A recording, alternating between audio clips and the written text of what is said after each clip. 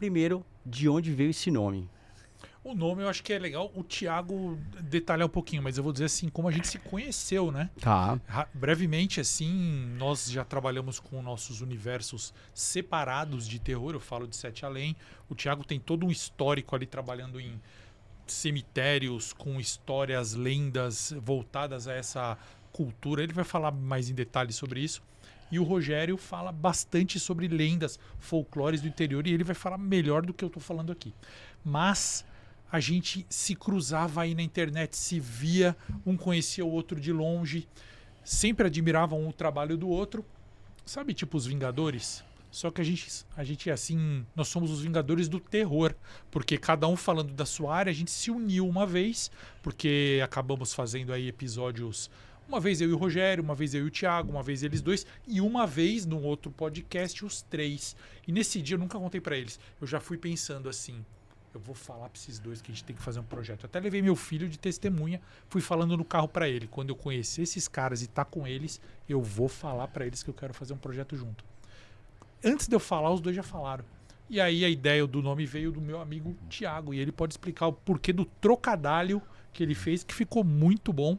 E aí, como você disse, a gente juntou aí os fãs do Sem Tempo, os fãs do Kit Assombra e os fãs de Sete Além, numa horda pra falar de terror.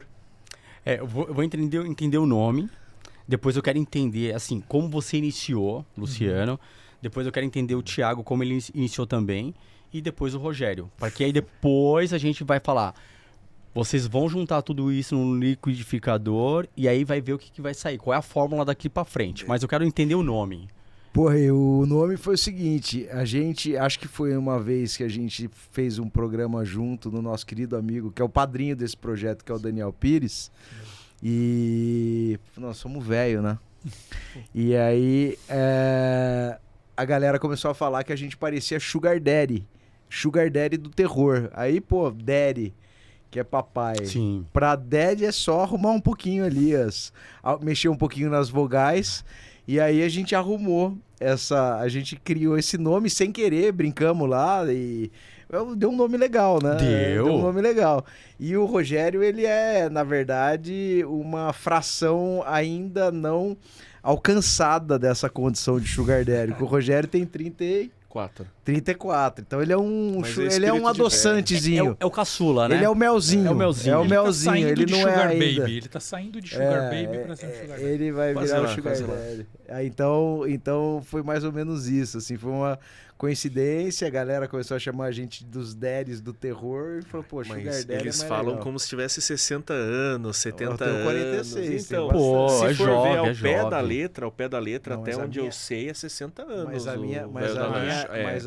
Mas o meu cansaço é de 60. Mas daí eu tô já. igual a você, pô. A gente vai ter a nossa lancha ainda, então temos uns anos na frente pra comprar a nossa lancha e ser realmente, né, Sugar Daddies. Mas você é o mais velho do time, então. Eu sou mais velho, eu tenho 50 anos. Não aparenta. Não, né? eu pareço. Tá bem, tá voando. Valeu, obrigado. Isso é bom. E aí você com 47... 46, calma. 46, calma, segura. Tá tudo bem. Tá até pior. Você tá bem, você nem tanto. E o nosso meninão aqui, 34. É o jovem. Mas de espírito tem mais. Tem mais? Depois eu te provo que tem mais, pô. A hora de começar a contar as histórias aqui. Aí tem muita história pra contar. E aí é doce... Sugar Daddy, acho que é pai doce, né? Papai, é tipo do estilo do papai, né? Sugar Daddy, que é isso, né? O pessoal, os americanos chamam as pessoas, quando tratam com afeto, de sugar, né? Que é açúcar. E acho que o Sugar Daddy é isso. Acho que é um velho que, sei lá, né? Aí no nosso caso ficou... Na verdade é um velho que banca pessoas mais novas, né? De ambos os sexos. E vocês bancam o terror.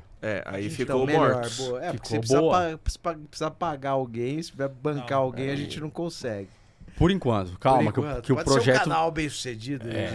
Vai sair do liquidificador aí, ô louco, tem coisa. Susto a gente garante. Susto? Susto a gente garante. Medo. Boas histórias. Ô, Luciane, como nasceu o Sete Além, né? Sete Além. Sete Além. Sete Além, assim, nasceu de uma experiência pessoal que eu tive na faculdade, voltando da faculdade num dia.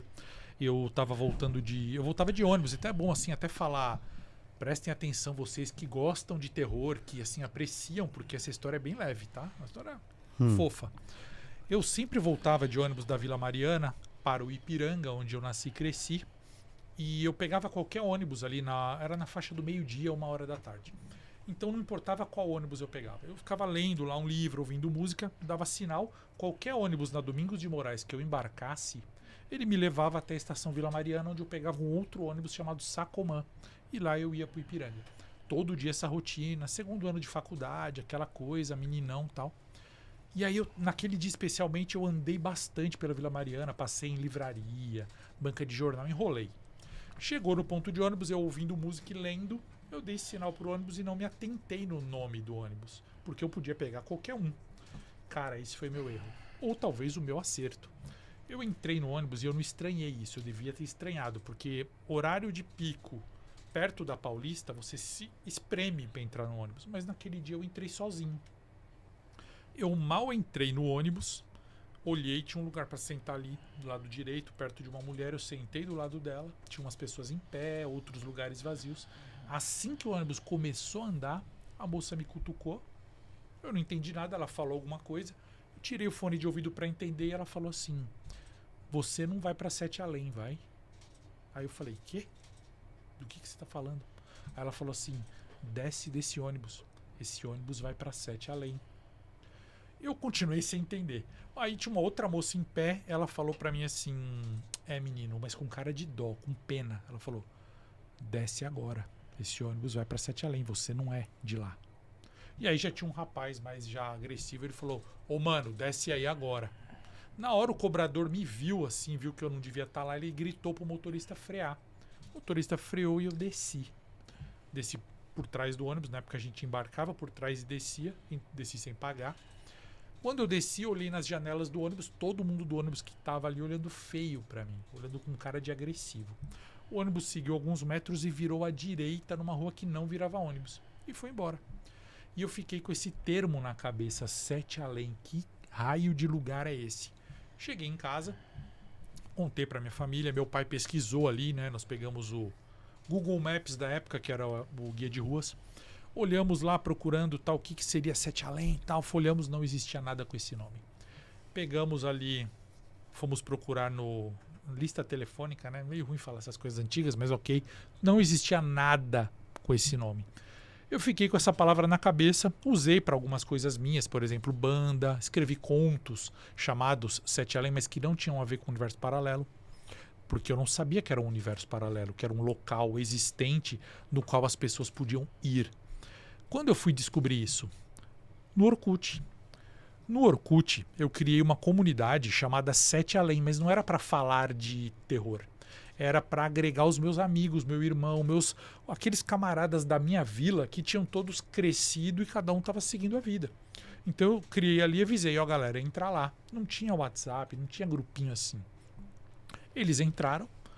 Dali uma semana de grupo, comecei a receber mensagem de pessoas estranhas do país inteiro, falando assim, não era mensagem, era scraps. Deixa eu entrar na comunidade, porque eu tenho uma história sobre Sete Além. Eu, o quê? Aí outro, cara, deixa eu entrar aí na comunidade, porque a minha avó me contava sobre Sete Além. Um outro, deixa eu entrar aí na comunidade, porque um dia de moto eu me perdi em Sete Além. Eu achei tão legal esses scraps que eu deixei esse povo entrar. No que eu deixei, meus amigos saíram, porque falaram, a gente quer falar de palhaçada, quer falar de coisa de, intimidade, bagunça, e você deixa um monte de estranho entrar. Eles saíram e a gente criou outra comunidade para eles, mas eu fiquei com os caras ali, com esse pessoal, que só cresceu. Inclusive o Rogério, acho que me conhece dessa época. Tem uma galera que frequentou, muita gente me conhece dessa época. E lá virou um hub de histórias de pessoas que tinham ido para outro universo. E identificavam com esse nome Sete Além. Por que elas identificavam? Porque eu ouvi no ônibus alguém falando, desce que você não vai para Sete Além. Mas essas outras histórias dessas pessoas eram pessoas que tinham ido efetivamente. E elas pisaram num lugar estranho, escuro, assustador e eram expulsas de lá. Vai embora, você não é daqui, você não pertence a Sete Além. E aí ficou aquela coisa meio Silent Hill, assim, né? Aquele filme Silent Hill, que o Silent Hill é de 99. A minha experiência foi em 94. E ficou meio que, então, será que tem uma semelhança com esse mundo paralelo parecido com o nosso, mas mais assustador, desgastado, um mundo que não deu certo. E desde então eu venho coletando histórias, contando, não só eu contando, quanto outras pessoas contam na internet, sobre Sete Além, que acabou se tornando a primeira creepypasta, a primeira lenda urbana nacional de crescimento orgânico. Todos os anos saem histórias sobre Sete Além em todo canto. Todo mundo tem alguém que conhece. Se você que está assistindo a gente nunca ouviu falar de Sete Além, entre hoje e amanhã alguém vai te contar uma história de Sete Além, eu aposto.